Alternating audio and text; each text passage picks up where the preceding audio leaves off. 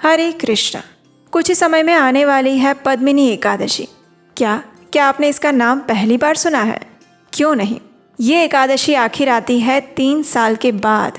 जी हाँ, ये अधिक मास की विशेष एकादशी है और ऐसी दुर्लभ पद्मिनी एकादशी बस कुछ ही दिनों में आने वाली है। ये हर साल नहीं आती, लेकिन जब भी आती है उसके पालनकर्ता को 1000 गुना अधिक पुण्य फल प्रदान करती है। भगवान पुरुषोत्तम की असीम कृपा प्रदान करती है और ऐसे ही पद्मिनी एकादशी बस हमारे द्वार पर आ पहुंची है।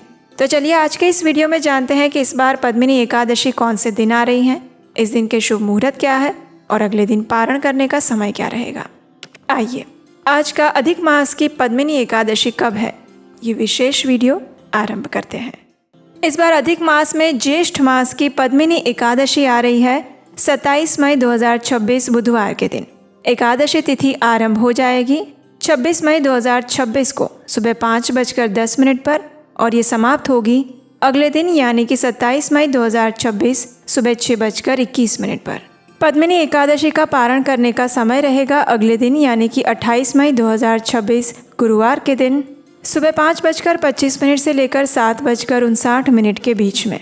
तो इस बार आने वाली एकादशी पर आपकी भक्ति में कोई कमी ना रह जाए, इसलिए हमने एक एकादशी सपोर्ट ग्रुप बनाया है जहां आपको हमारी डिटेल एकादशी संपूर्ण मार्गदर्शिका पुस्तक, जिसमें व्रत के सारे नियम बताए गए हैं, कथाएं हैं और भी बहुत कुछ है, वो सारा मिल सकता है। और उसके साथ ही एकादशी के इस प्राइवेट ग्रुप का एक्सेस मिलेगा जहां आप सीधे हमारे साथ जुड़कर अपने सभी प्रश्नों को पूछ सकते हैं। हमारा उद्देश्य आपको गाइड करना है और पूरा सपोर्ट देना है। और इस बार इस विशेष एकादशी के ऊपर स्पेशल ऑफर है। 699 रुपए की ये ई बुक और ये ग्रुप का लिंक इस बार आपको मिल रहा है सिर्फ और सिर्फ 199 रुपए की छोटी सी सेवा राशि के द्वारा। तो आज ही इस ग्रुप का हिस्सा बनिए। इसका लिंक नीचे डिस्क्रिप्शन बॉक्स में और पिन कमेंट में मिल जाएगा।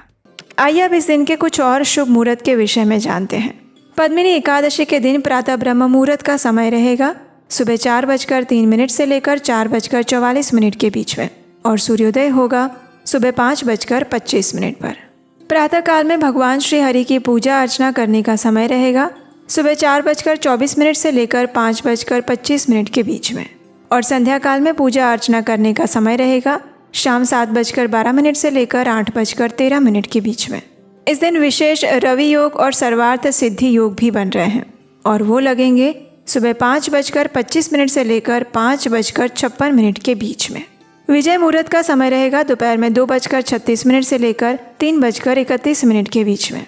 इस दिन राहु काल का समय रहेगा दोपहर में 12:18 से लेकर 2:02 के बीच में। इसी एकादशी के दिन भद्रा का वास भी रहेगा और वो होगा सुबह 5:25 से लेकर 6:21 के बीच में। लेकिन इस बार भद्रा का वास पाताल लोक में होने के कारण वे पृथ्वीवासियों के लिए नुकसानकारक नहीं होगी, मंगलकारी ही समझी जाएगी।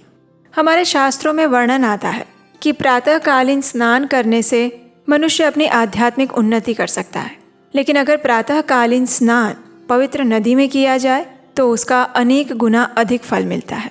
उसी प्रकार से पुरुषोत्तम मास जो है वो स्वयं भगवान श्री नारायण का मास है। परम भगवान श्री कृष्ण पूर्ण पुरुषोत्तम का ये मास है, इसलिए ये मास पहले से ही अत्यंत पुण्य फल प्रदायक और मंगलमय माना गया है। लेकिन उसमें भी आने वाली एकादशी तिथि अगर उसका श्रद्धा और निष्ठा से पालन किया जाए तो ये मनुष्य को सर्वोच्च परम गति त्वरित प्रदान कर सकती हैं। ये अत्यंत दुर्लभ संयोग है क्योंकि ये पद्मिनी एकादशी भी अधिक मास की तरह 3 वर्ष बाद आती है। तो इसलिए प्रयास करके पूर्ण नियमों का पालन करके श्रद्धापूर्वक इस एकादशी का पालन करना चाहिए।